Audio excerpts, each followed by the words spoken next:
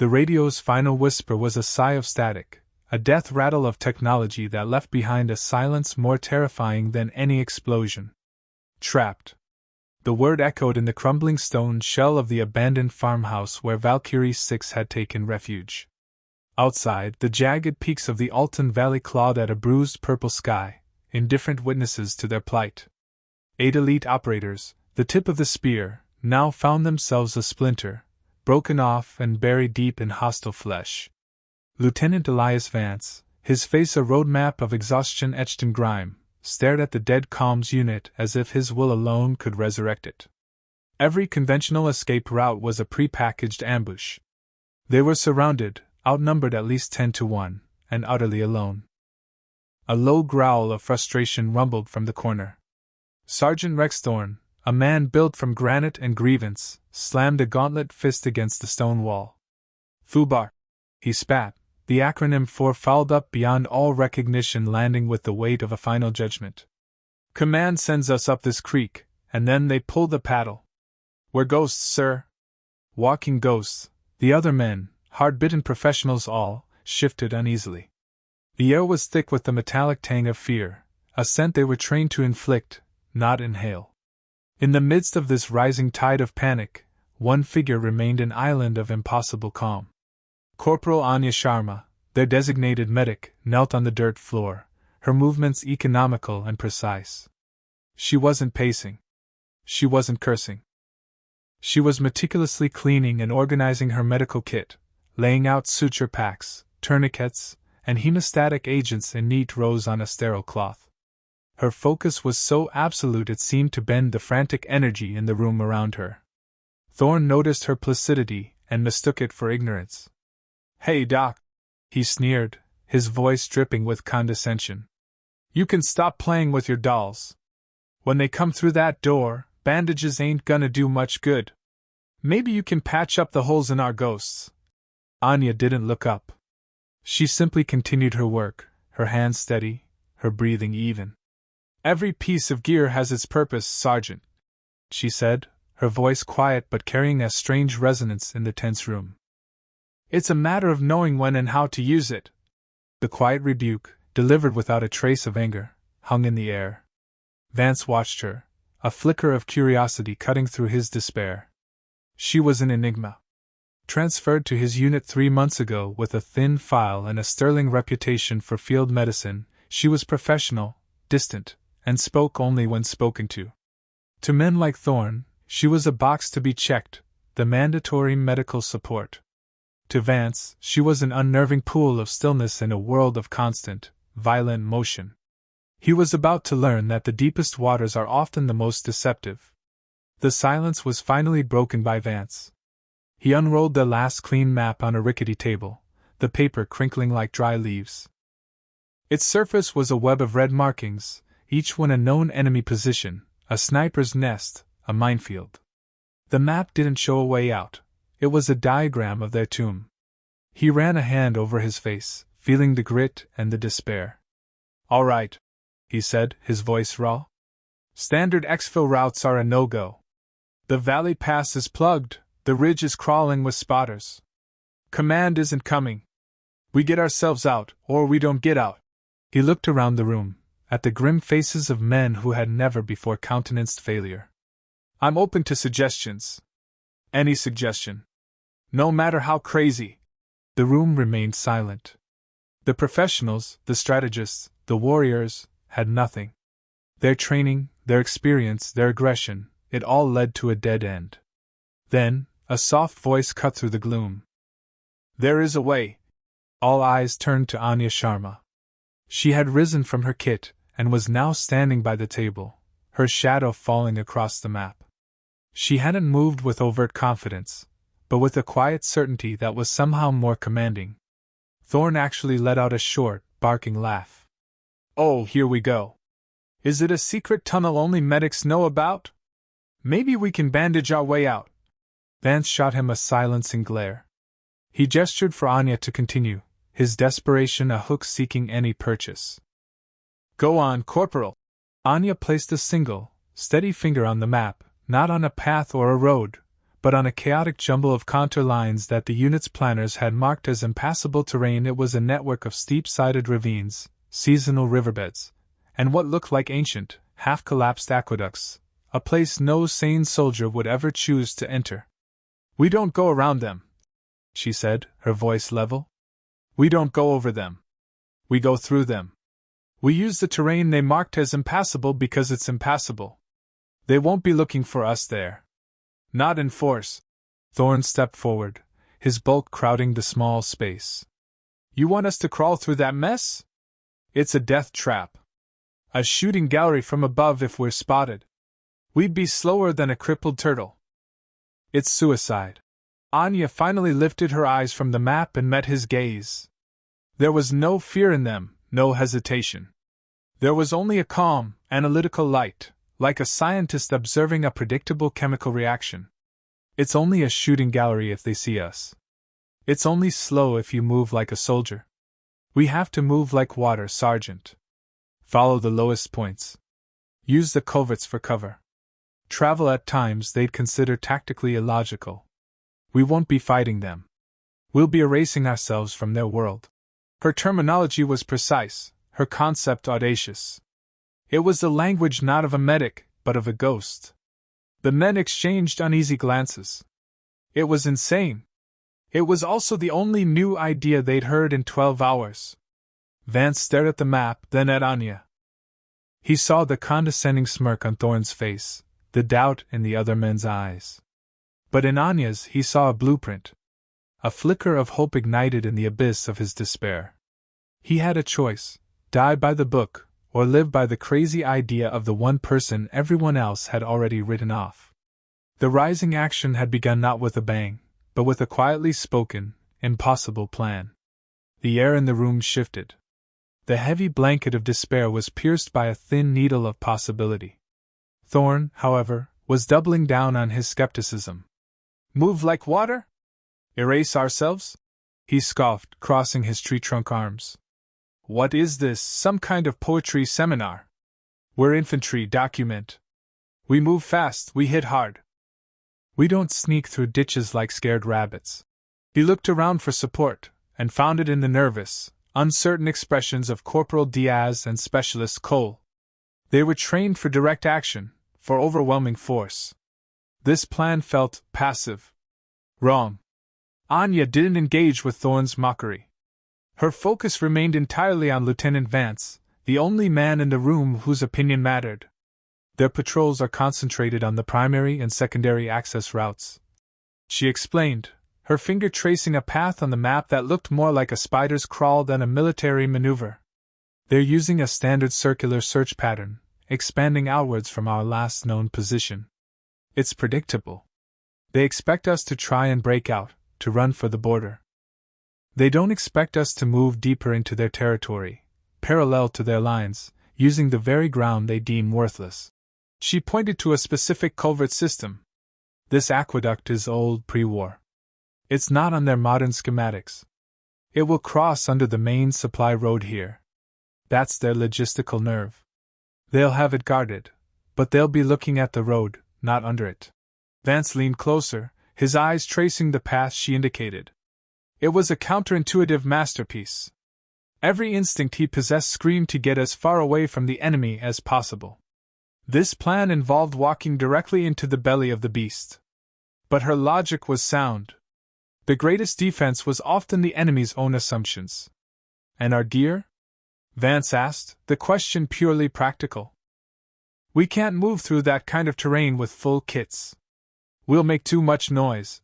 Anya nodded, already having the answer. "We strip down. Essentials only. Ammo, water, 1 ration pack, and my kit.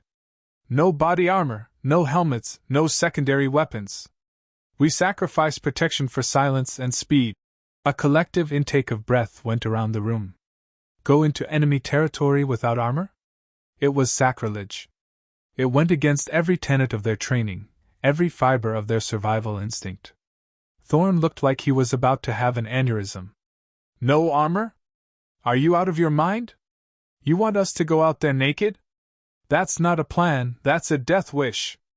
I'm not taking orders from a medic who thinks this is some kind of camping trip. Vance held up a hand, his authority reasserting itself. Enough, Sergeant. He looked at Anya, a long, searching look. He was weighing his career, his life, and the lives of his men against the quiet confidence of this woman. He had seen too many good men die following predictable plans. Maybe predictable was the real enemy here. How do you know this? He asked, his voice low. This level of detail about their patrol patterns, about these aqueducts. It's not in any briefing we received. For the first time, a flicker of something unreadable passed through Anya's eyes. It was a shadow of a past she kept locked away. I've seen this kind of terrain before, she said simply, the statement both true and a masterful evasion. And I understand how people think when they believe they have already won. That was it. That was the phrase that tipped the scales. She wasn't just reading a map, she was reading the enemy's mind. Vance stood up straight, his decision made. The muscles in his jaw tightened. All right. We go with Sharma's plan. Thorne stared at him, aghast. Sir, you can't be serious. I am, Vance said, his voice leaving no room for argument. We've got no other options, Rex. So we're making a new one. Strip your gear. Essentials only. We move in 20 minutes. The men hesitated, then, seeing the finality in their commander's eyes, they slowly, reluctantly began to unbuckle the heavy armor that had been their second skin. They were shedding their identities as soldiers, becoming something else, something more fragile and less certain. As Thorne angrily threw his helmet to the ground, he shot Anya a look of pure venom. He didn't just disagree with her plan, he was offended by its source. To him, this was the ultimate humiliation. His survival now rested in the hands of just a medic. The next few hours unfolded like a fever dream. The descent into the first ravine was a controlled slide through loose scree and thorny brush, every dislodged pebble sounding like an avalanche in the tense silence. Anya moved with an eerie grace, her body seeming to flow over the broken ground. She wasn't just walking, she was reading the terrain, placing each footfall on solid rock, avoiding dry leaves, her movements as silent as a predator's. The rest of the team, clumsy and loud by comparison, struggled to keep up. Thorne, stripped of his heavy armor, seemed diminished, his blustering confidence replaced by a sullen, angry caution. He moved like a man expecting a bullet at any second, his head on a constant, jerky swivel. Anya, meanwhile, seemed to be in her natural element. At the bottom of the ravine, she held up a hand, signaling a halt. The team froze, melting into the shadows of the rock face. Scene transition. Time jump with descriptive bridging. 3 hours later, the moon was a sliver of bone behind a scrim of high clouds. The world was painted in shades of charcoal and ink. They had covered less than a mile, a pathetic distance by their usual standards, but each yard had been a victory of stealth. Anya led them not in a straight line, but in a meandering, nonsensical path that hugged the deepest shadows and used the natural acoustics of the canyon to mask their sound. She paused frequently, not just to look, but to listen, to smell. She held up a hand once, her head cocked. The others heard nothing. A full minute later, the faint sound of a dog barking drifted down from the ridge above, the sound of a distant enemy patrol they would have stumbled right into. Diaz looked at her, his eyes wide with a dawning respect. How had she known? She was a medic. Medics were trained to patch holes, not to sense enemy movements a mile away. It was as if she possessed an extra sense, an intimate understanding of the wilderness, and the men who hunted within it. Their first major obstacle was a narrow choke point where the ravine flattened out before crossing a small, open clearing. 100 yards of naked vulnerability. Vance instinctively began planning a bounding overwatch, a standard tactical solution. Cole, you and Diaz set up on that ledge, he whispered. Lay down covering fire if we need it. Negative, sir. Anya's voice was a soft breath beside him, yet it carried the weight of an order. No covering fire. The sound of a single shot will bring the whole hornet's nest down on us. We cross one at a time. And we don't run, don't run. Thorne hissed from behind them. It's a kill zone. Running draws the eye. Anya explained patiently, as if instructing a child. A fast-moving object in a static environment is a threat. A slow-moving one, low to the ground, is just a shadow, a trick of the moonlight. I'll go first. Watch how I move. Mimic my rhythm. Before Vance could argue, she was gone. She didn't drop and crawl in a military fashion. Instead, she seemed to fold into the ground, her movements fluid and serpentine. She used every shallow depression, every clump of grass, her pace maddeningly slow. It was a form of movement that was both mesmerizing and terrifying. It was the crawl of a lizard, the slide of a snake. It took her nearly 10 minutes to cross the 100 yards, an eternity under the imagined gaze of 100 enemy rifles. But no shots came. She reached the far side and gave a single, almost imperceptible hand signal. Vance took a deep breath. "Okay," he whispered. "Like she said? One at a time. Slow is smooth, smooth is safe." One by one, the hardened commandos shed their aggressive instincts and mimicked the medic's patient, silent crawl. It was a profound lesson in humility, a stripping away of their pride. They were no longer the hunters. They were the hunted, and their survival depended entirely on the strange, esoteric knowledge of the woman they had all dismissed. By the time Thorne took his turn, his earlier arrogance had been completely sandblasted away by raw, undiluted fear. He crossed last, his heavy breathing the only sound in the night, his heart hammering a frantic rhythm against his ribs. He had never felt so exposed in his life. When he finally reached the safety of the far ravine wall, he looked at Anya not with contempt, but with a bewildered, grudging awe. The next objective loomed, the covert that passed under the enemy's main supply road. They could hear the low rumble of trucks long before they saw the faint glow of headlights cutting through the trees above. The air grew thick with the smell of diesel fumes and the palpable presence of the enemy. They were now voluntarily walking into the very heart of the hostile force. The entrance to the aqueduct was a dark, uninviting maw choked with weeds and debris. A trickle of stagnant water oozed from it, smelling of decay. "Home sweet home," Diaz muttered, his attempt at humor falling flat. Anya knelt at the entrance, pulling a small mirror from her kit. She didn't use it to look inside, but angled it to scan the ridge above them. "2 guards," she whispered, interpreting the faint reflections. "Stationary. One on each side of the bridge abutment. They're looking out, not down. They're bored." Complacent, she produced several small, tightly wrapped bundles from her pack. They weren't medical supplies. Vance squinted, recognizing them. "Smoke grenades? Cold burn type?" Anya nodded. "Phosphorus-free. They create a low-hanging, scentless vapor, not smoke. It mimics ground fog. I'll deploy 2 upwind of the guards.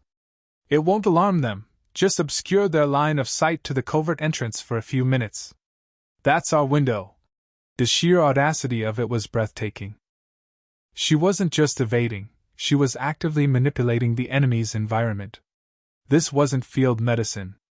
This was a dark art. This was the work of an operative, an escape and evasion specialist of the highest caliber. Vance looked at his team, then back at Anya. There were no more questions. There was no more doubt. His command was now de facto hers. "Give the order, Corporal," he said, the words both a surrender and a promotion. The team huddled in the damp darkness of the covert, the sound of heavy trucks rumbling like thunder just a few feet above their heads. The concrete pressed in on all sides, the air stale and cold. It was a claustrophobic, nerve-shredding experience, but they were alive and undetected. They had made it under the road. As they emerged from the far side, the landscape began to change. The ravines gave way to a dense, primordial forest that swallowed the moonlight. Here, the danger was different. It wasn't about line of sight, but about sound. Every snapped twig, every rustle of leaves was a potential death sentence. Anya's mastery shifted from macro-terrain analysis to micro-level stealth. She showed them how to walk on the balls of their feet, how to use the trunks of trees to mask their silhouettes, how to read the forest's own alarm system, the sudden flight of a night bird, the panicked chatter of a squirrel. She was teaching a master class in invisibility. But their hardest test was yet to come. The extraction point was still 5 miles away, on the other side of a wide, shallow river that bordered a known enemy encampment. Crossing the river itself was dangerous enough, but getting to it meant passing within a few hundred yards of a barracks housing over 200 soldiers. The risk of detection was absolute. As dawn threatened to break, painting the eastern sky in pale shades of gray, they took cover in a thicket overlooking the enemy camp. The smell of wood smoke and cooking food drifted up to them, a strangely domestic scent in a lethal landscape. Vance studied the camp through his binoculars. "It's too hot," he whispered. "Patrols are active. They'll have thermal optics sweeping the riverbank." We wait for nightfall. Anya, who had been observing the camp with an unnerving stillness, shook her head. "No, Lieutenant. We cross now." Thorne, who had been silent for hours, finally found his voice, a strained whisper. "Now? In the daylight? They'll see us for sure. They'll be looking for a team of soldiers trying to cross a river at night," Anya countered, her logic as sharp and cold as a surgeon's scalpel. "They won't be looking for a pile of river debris floating downstream during their morning shift change." She began gathering fallen branches, broad leaves, and vines. Her plan was becoming clear, and it was the most insane thing they had yet attempted. "We lash this together. Create natural camouflage rafts. We enter the river upstream, lie flat, and let the current carry us past the camp. We will be invisible because we will be nothing. Just flotsam."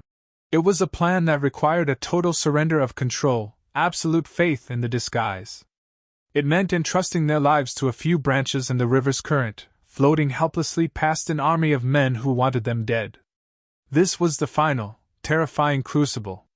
To become a ghost, you first had to be willing to look like trash. The moment of truth arrived with the cold shock of the river water. One by one, they slid into the current, their bodies concealed beneath the makeshift canopies of leaves and branches. Lying on their backs, with only their noses and eyes barely above the waterline, they relinquished control to the river. The world became a terrifying, distorted view of the overhanging trees and the brightening sky. This was the climax of Anya's strategy, a slow, agonizingly public display of invisibility. Action sequence, slow-motion technical breakdown style, for Vance, time stretched and compressed. He could hear the shouts from the enemy camp, the clatter of equipment, the rumble of a generator. It was all so close. He fought the instinct to swim faster, to fight the current, to do something. But Anya's instructions had been absolute. "The river is in command. Do not fight it. Be part of it." He focused on his breathing, slow and steady, just as she had taught them. A close-up on his eyes would have shown the immense strain, the battle between his training and this new, terrifying passivity. The current carried them directly into the sideline of the camp. Vance could see figures on the riverbank, soldiers drinking coffee, laughing, completely oblivious. A guard in a watchtower casually scanned the river with binoculars. Vance's heart seized. The lenses swept over his position, paused, and then moved on. He was nothing. Just a clump of leaves. Just another piece of the river. He risked a sideways glance at the others. He could just make out Thorne, his face a pale mask of terror, his eyes squeezed shut as if refusing to witness his own potential demise. Even the fearsome sergeant had been reduced to a state of helpless prayer. The camp slid by in agonizing slow motion. Every second was a lifetime. Every shout from the bank was a discovery. But the alarm never came. They were a psychological blind spot, too obvious and too mundane to be a threat. They were hiding in plain sight. As they finally drifted around a bend and the camp disappeared from view, a collective, silent exhalation of relief seemed to pass through the water. They had done it. They had passed through the lion's den, not by fighting, not by running, but by becoming utterly insignificant. They were ghosts. The falling action began once they were miles downstream, finally crawling onto a muddy bank, shivering and exhausted but miraculously alive. The tension that had held them rigid for 24 hours drained away, leaving them weak and trembling. Diaz collapsed onto the ground, laughing a raw, breathless laugh that was half a sob. Cole just sat, staring at his hands, as if seeing them for the first time. They looked at Anya, who was already wringing out her clothes with the same practical calm she had displayed in the farmhouse, and saw her in a completely new light. The quiet medic was gone. In her place stood a legend. Thorne struggled to his feet and walked over to her. He stood there for a moment, water dripping from his uniform, his face a complex mixture of shame, awe, and something that looked like repentance. He opened his mouth, but no words came out. He simply gave a short, sharp nod of respect, a gesture that spoke more than 1,000 apologies. Anya met his gaze and gave a slight nod in return. There was no triumph in her eyes, no. "I told you so." There was only a quiet sense of shared survival. Forgiveness was offered and accepted in that silent exchange. The extraction helicopters arrived an hour later, their thumping blades the most beautiful sound in the world. The ride back to the forward operating base was mostly silent, each man lost in his own thoughts, processing the impossibility of what they had just survived. The debriefing room was sterile and cold, a stark contrast to the organic chaos of the Alton Valley. Brigadier General Marcus Cole, a man whose face looked like it had been carved from a block of oak, stood before a large satellite map. "I'll be blunt, Lieutenant," he said, his voice a low growl. "We wrote you off. Valkyrie 6 was declared Kia 8 hours ago. Your tracker signals went dead, and there was no survivable route out of that valley. So I want you to tell me, step by step, how in the world are you standing in front of me right now?" Vance stood tall, but his gaze shifted to Anya, who stood at parade rest near the wall. "Sir, the credit for our survival does not belong to me. It belongs entirely to Corporal Sharma." The general's eyes flickered towards Anya, his brow furrowed in confusion. "The medic?" Vance nodded. "She assessed the enemy's tactical disposition, exploited their psychological blind spots, and guided us to a route that wasn't on any map. She did it with minimal gear, no armor, and without firing a single shot. It was the single most brilliant piece of field craft I have ever witnessed." General Cole stared at Anya, his expression unreadable. "Is that so, Corporal?" Anya's response was simple and direct. "I saw a path, sir. And the lieutenant was wise enough to take it." The general was silent for a long moment, studying her. He then turned to his aide. "Captain, pull Corporal Sharma's full service record.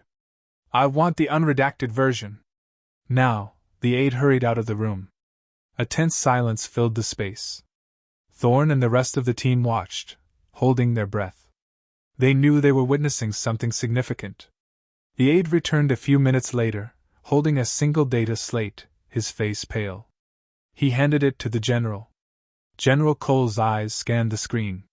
His stony expression slowly melted away, replaced by one of pure, unadulterated shock. He looked up from the slate, not at Anya the corporal, but at someone else entirely. "Good heavens!" he breathed. He looked around the room, at the operators of Valkyrie 6. "Gentlemen, for the past 3 months, your medic hasn't been Corporal Sharma." He looked directly at Anya, his voice filled with a reverence that stunned everyone. "She is Captain Anya Sharma. For 2 years, she was the lead instructor for asymmetric warfare and SEER doctrine at the Special Activities Center. She wrote the manual on unconventional evasion. The very manual our enemies are using, a watered-down version of." He paused, letting the weight of his words settle. "According to this, she was placed in a non-command field role as part of a deep-cover sabbatical to update our own protocols. Her assignment with you was meant to be purely observational." The room was utterly silent.